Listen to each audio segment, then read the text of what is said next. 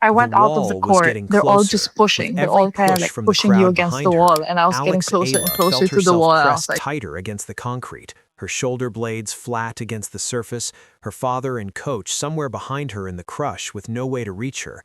There were no security staff between her and the hundreds of fans who had been waiting for hours just to see her practice at the 2026 Australian Open. No barriers, no guards, nobody from the tournament stationed there to manage what was happening. Just a 20-year-old being pushed steadily toward a concrete wall by a wave of people who loved her and had no idea they were putting her in danger. She did the only thing she could think of. She shouted for space. That moment, which Eala described weeks later on the Players Box podcast, is one of the most revealing things that has happened in women's tennis in 2026. Not because it was dramatic, though it was, not because it was frightening, though it was that too, but because of what it exposes about the gap between who Alex Ayla has become and what the professional tennis infrastructure has been prepared to offer her. A player that crowds treat like the biggest star in the sport should not have to shout at fans to avoid being crushed against a wall after a practice session. The fact that she did tells a story the tennis world cannot keep pretending it does not need to address. If you have been following this story from the beginning, if you recognized what Eala meant to this sport before the rankings and the mainstream coverage caught up, subscribe to this channel now and hit the bell. This is where that story lives, in full and without shortcuts.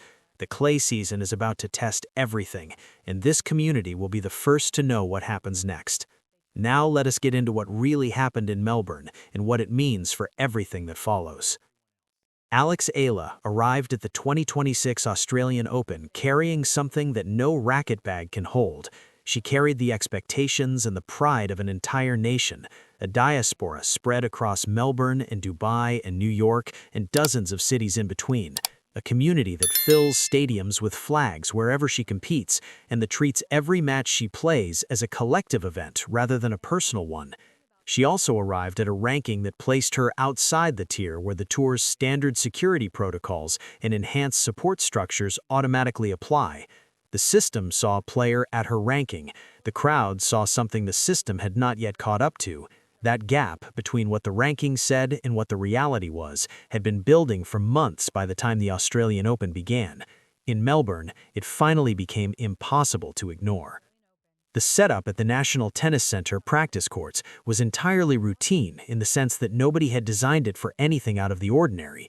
Bleachers on both sides of the practice court, a ramp leading from court level up to the public area, no barriers between the player and the fans, no guards stationed at the exit.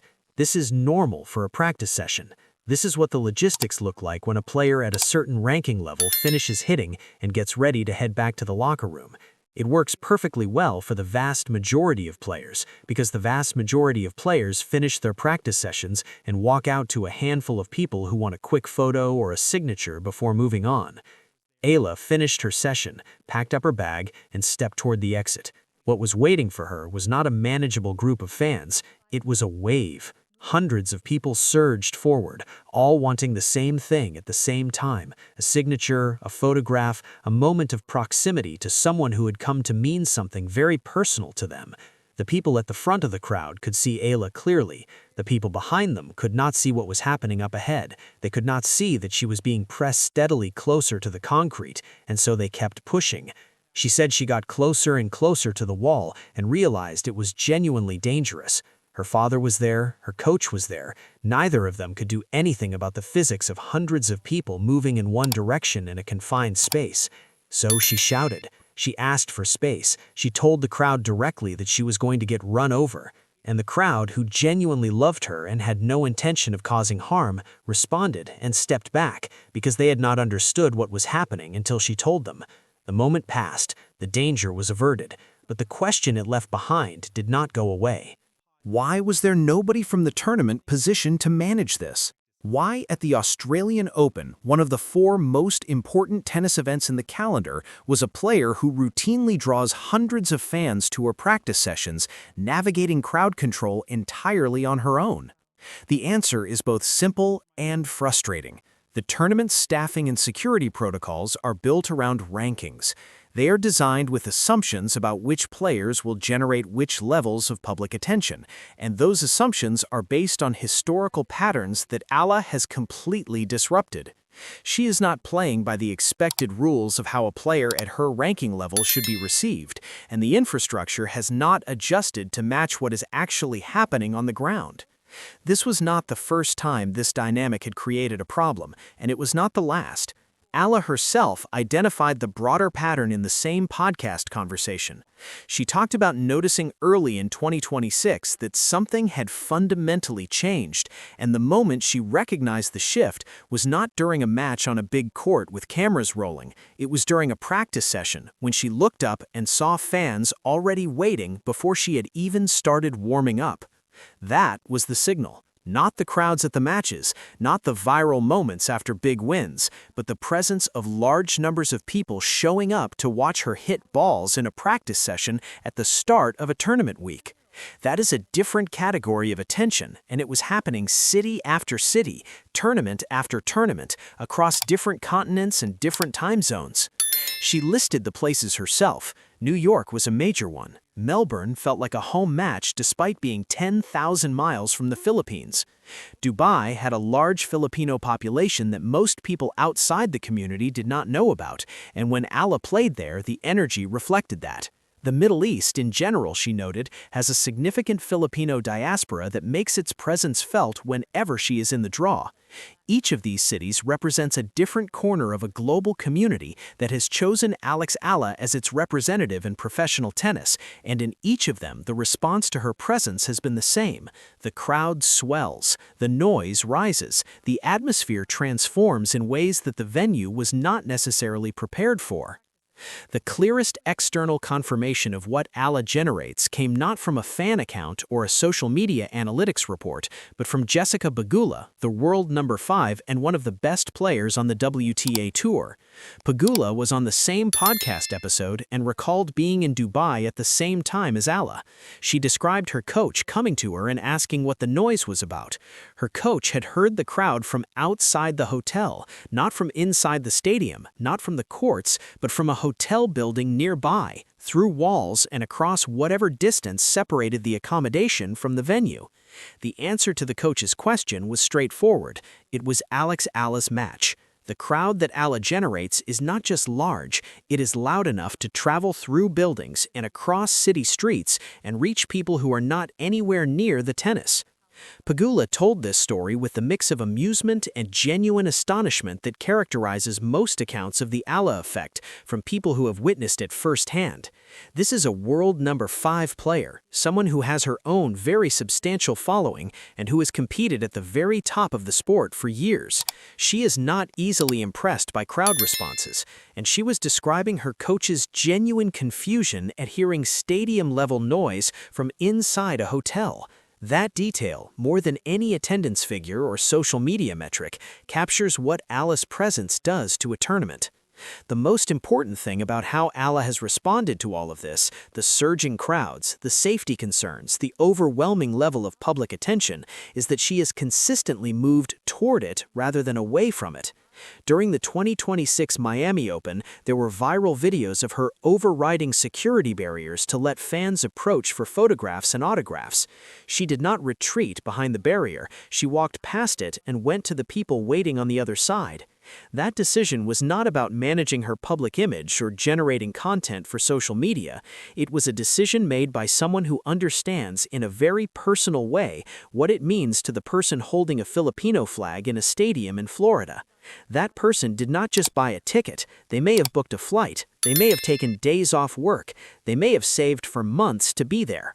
And when Eala walks past the security barrier to meet them, she is acknowledging all of that in the most direct way available to her. The conversation on the Players Box podcast that brought all of this into the open is worth examining closely because of who was in the room. Desiree Crouchick, Jessica Pegula, Madison Keys, and Jennifer Brady are not casual observers of professional tennis. They are collectively decades of elite tour experience. They have seen every level of fandom the sport produces. They have played in front of hostile crowds and adoring ones. They know what a superstar-level following looks like because some of them have experienced it personally. And when Eala told the story of the Melbourne Wall incident on the podcast, it was Crouchick who responded with the kind of direct, practical advice that you only give to someone when you recognize the situation is serious. She told Eala plainly that she could ask for security. She seemed genuinely surprised that Eala had not already done so. Eala had hesitated to request security because of how it felt to her internally. She had described the difficulty of accepting that she needed that level of protection for something as routine as walking off a practice court. She talked about not wanting her head to be in a place of inflated self-importance. She did not want to be someone who required an escort to hit tennis balls in the morning. But Crouchick cut through that hesitation with the clarity of a peer who recognized that safety and ego are different conversations. She told Eala to ask for security, and Eala listened. She requested it for her next practice session, was moved to a main court with proper crowd management in place, and the difference was immediate and obvious. Crouchick's reaction to the improvement said everything it needed to say. She expressed genuine relief and confirmed what everyone on the podcast already understood. The level of attention Eala generates in certain cities is not just large, it is in a category that requires the same kind of protective infrastructure that the tour's top-ranked players receive automatically. The difference is that those players receive it because their ranking demands it. Eala's ranking, sitting in the 40s at the time of the Australian Open, did not trigger those protocols. Her cultural presence did. In the mismatch between what the rankings said and what the reality was on the practice courts of Melbourne is the central challenge the WTA is going to have to resolve as her career continues. The emotional texture of the Australian Open experience was made more complex by the fact that Eala lost her first-round match to Alicia Parks in 3 sets. She walked off the main court in Melbourne having lost her opening match at a Grand Slam, and she walked into a crowd that did not care about the scoreline. The flags were still there, the people were still chanting. The love that had been present before the match was present after it, unchanged by the result, unaffected by the number of sets or the margin of defeat. That is an unusual experience for a professional athlete who has been trained from childhood to understand that results are what matter, that the crowd's response should track with the quality of the performance. Eala talked about the emotional difficulty of navigating that on the same podcast. She described losing on the court and being embraced off it as something she had to process in a way she had not previously had to. She was still working through what it meant to be surrounded by that much unconditional support at a moment when she felt professionally she had let people down. That is the specific burden that comes with being more than a tennis player to a community. The fans do not need her to win to feel connected to her, which is both beautiful and genuinely difficult to carry. She carried it the same way she carries everything. She went to Indian Wells and beat Coco Gauff. She went to Miami and won 2 matches before losing in the round of 16.